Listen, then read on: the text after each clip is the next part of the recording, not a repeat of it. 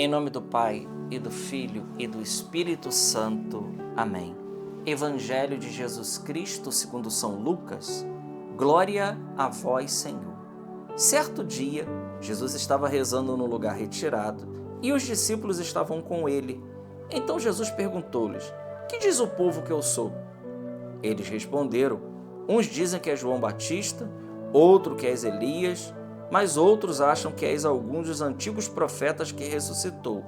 Mas Jesus perguntou: e vós, quem dizeis que eu sou? Pedro respondeu: o Cristo de Deus. Mas Jesus proibiu-lhe severamente que contasse isso a alguém e acrescentou: o Filho do Homem deve sofrer muito, ser rejeitado pelos anciãos, pelos sumos sacerdotes e doutores da lei, deve ser morto e ressuscitar no terceiro dia. Depois Jesus disse a todos: se alguém me quer seguir, renuncie a si mesmo, tome a sua cruz cada dia e siga-me. Pois quem quiser salvar a sua vida vai perdê-la, e quem perder a sua vida por causa de mim, esse a salvará. Palavra da salvação. Glória a vós, Senhor. Meus irmãos, dia 22, 12º domingo do tempo comum, 22 de junho. Evangelho de São Lucas, capítulo 9, versículos de 18 a 24. Jesus está dizendo, ele começa o texto de hoje fazendo uma enquete, perguntando: quem dizem que eu sou?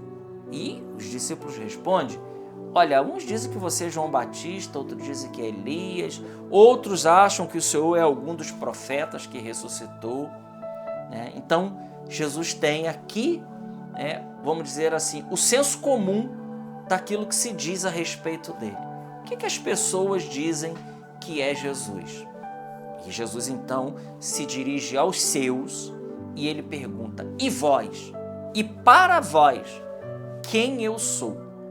Meus irmãos, essa é a primeira parte do nosso evangelho de hoje. Eu vou dividir esse evangelho em dois momentos. Esse primeiro momento nós precisamos, nesse evangelho, responder a uma pergunta. Eu e você, quem Jesus é para mim? Porque veja, Jesus aqui, ele não se preocupou com a opinião que o povo tinha dele, mas ele se preocupou quem ele era para os seus. Então perguntaram: olha, quem para vós, o que dizem que eu sou? Uns dizem, tá? Essa enquete é o senso comum, é o que o povo está dizendo. Mas Jesus diz: e para você, quem eu sou? Então nós hoje precisamos responder a essa pergunta: quem Jesus é para mim? Não o que ele é para os outros, não o que está na cabeça das pessoas, mas o que Jesus ele é para mim. Porque às vezes nós temos um conceito errado de Jesus. Nossos irmãos separados, por exemplo, têm um conceito errado de Jesus. E por ter um conceito errado de Jesus, não saber de fato quem Jesus se comete, por exemplo, o erro de não aceitar que Maria seja mãe de Deus. Por quê? Porque não sabem quem Jesus é. Jesus é homem, mas Jesus é Deus. Então, destrinchar esse conceito filosófico de substância, essência, natureza e pessoa, porque pessoa é relacionamento, Jesus ele é uma pessoa. Que pessoa? A segunda da Trindade. Então, nós precisamos responder essas perguntas. Quem Jesus é para mim? Jesus é meu Salvador? Ele é o Senhor da minha vida? Ora, se Jesus é o Senhor da minha vida, às vezes a gente diz assim: não, Jesus é o Senhor da minha vida. Tá, se Jesus é o Senhor da minha vida, por que nós continuamos ainda, então, dando ordens e tomando a frente da nossa vida? Que tal deixar que, já que Ele é o Senhor, que Ele tome conta da nossa vida? Que Ele resolva as coisas, que Ele conduza a nossa vida. né? Na sutileza daquilo que é a vontade dele. E tem pessoas ainda que dizem assim, né? Tá, mas eu não sei qual é a vontade de Deus para a minha vida. Eu preciso rezar, ficar um mês no monte para poder ouvir o que Deus tem a respeito de mim? Calma lá, irmão. Você não precisa de tanto. Porque já tem manifestado a vontade de Deus para a nossa vida em muitos pontos. Existem muitos pontos que já é vontade manifesta, revelada por Deus a respeito da minha vida. Eu te dou um exemplo. Por exemplo, Jesus, ele quer que a gente chegue ao conhecimento da verdade. Está lá em Timóteo, né? Deus quer que todos os homens se salvem e cheguem ao conhecimento da verdade. Então, qual é a vontade de Deus para mim? Primeiro, Deus quer que eu me salve, né? Depois, Ele quer que eu chegue ao conhecimento da verdade. E aqui, meus irmãos, tem algo muito importante. Sabe por quê? Porque se você abre a internet hoje, nós vamos ver um mundo que parece muito mais um hospício. As pessoas, elas não querem a verdade, elas querem ter razão. É simples assim. Elas não estão atrás da verdade. Porque, veja, muitas pessoas sabem da verdade. Sabem da verdade. Eu soube de um caso, por exemplo, de um professor que tinha sua cartilha marxista, né? E uma outra pessoa provou por A mais B para aquele professor que o sistema marxista ele não funciona. Não funciona, não funcionaria. O cara provou, estavam conversando a respeito de economia e ele provou que o sistema marxista ele é falho para a economia. Depois que aquele professor viu a verdade, ele não voltou atrás. Sabe por quê? Porque ele ensinou a vida inteira aquilo e ele mesmo disse, eu não posso voltar atrás. O que será de mim, a minha reputação? Entende, irmãos? A gravidade da coisa? As pessoas hoje não estão querendo buscar a verdade, elas querem ter razão. Então não importa, porque, me desculpa, mas se uma pessoa buscando a verdade, como por exemplo Santo Agostinho fez, Santo Agostinho, ele viveu no maniqueísmo, ele viveu nas heresias, ele viveu uma vida errada, mas Agostinho tinha algo no coração. Ele não era um desonesto intelectual, porque me desculpa, existem muitas pessoas hoje que são desonestos intelectuais.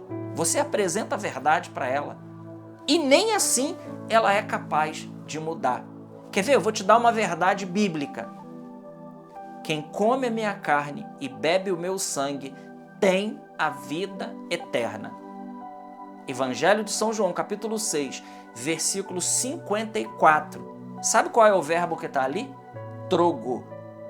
Significa mastigar, dilacerar com os dentes. Por que os protestantes não aceitam isso?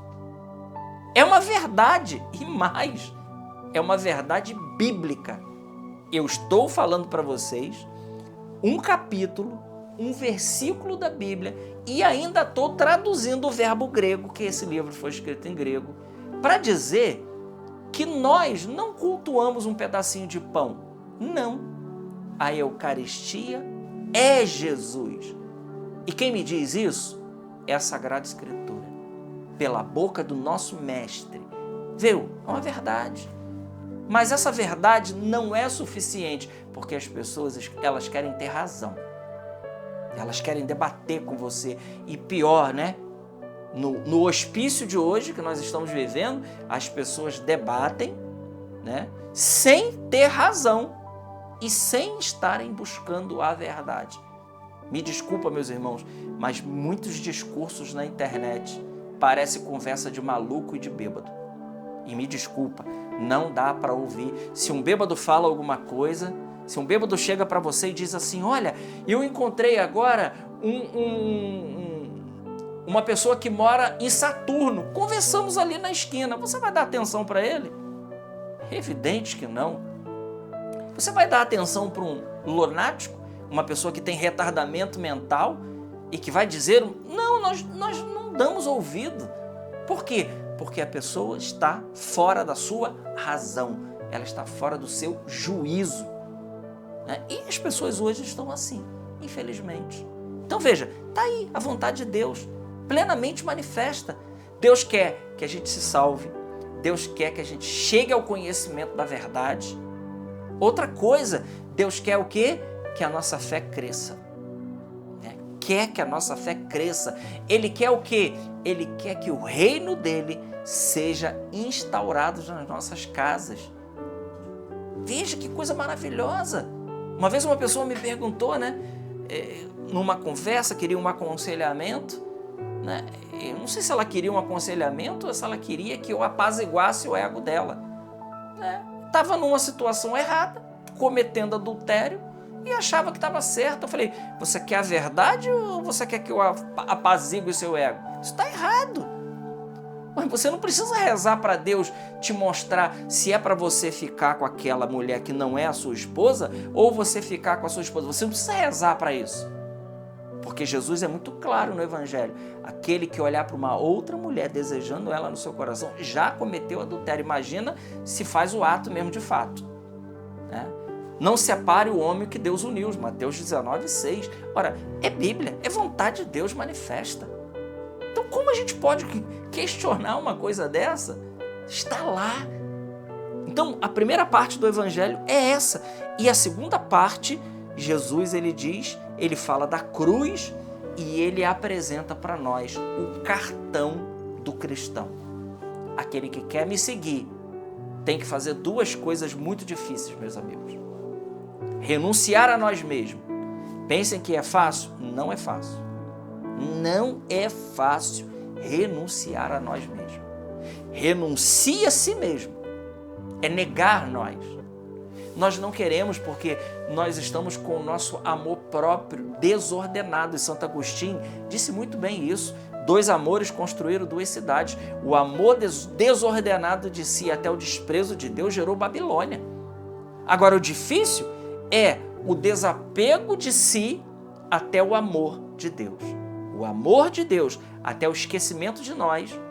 Esse amor, ele gera a Jerusalém celeste.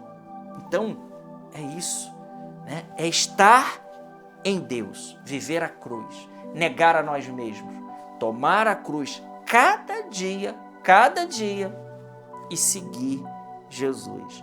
E ele encerra, e aqui eu encerro dizendo também, pois quem quiser salvar a sua vida, vai perdê-la.